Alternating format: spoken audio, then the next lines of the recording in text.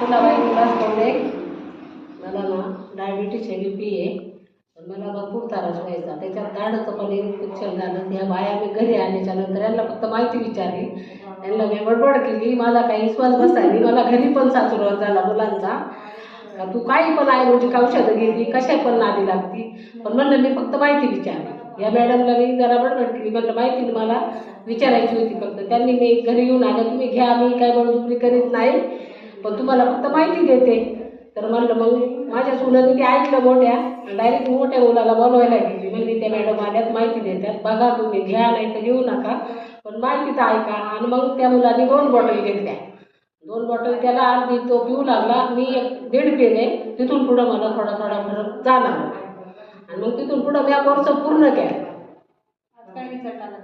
Result आला. महिला BP diabetes. आणि मला गावात यायला खूप छान वाटायला लागलं. नाही तर मला उन्हाचं आलं तर दम लागायचा, घामबीम यायचा, फार म्हणजे नको वाटायचं गावात जायला. पण आता मी 2 टाईम गावात पण येते. पुढवर कॉर्नरला जायचं म्हणलं तरी जाऊ शकते. दम लागत नाही, काय नाही. काय किती होती शुगर, आता किती राहिली? आता माझी 110 पर्यंत आलेली. पहिली किती होती? पहिले फार 300च्या पुढे जायची. आणि काय व्हायचं, थोडंसं जेवले का मला असं थकवायचं यायचं, बाहेर फिरूच नाही. जेवायची जागेवर झोपून राहायची. तब्येत पण 10 किलो वजन पण माझं कमी झालं. तुमच्याच गाव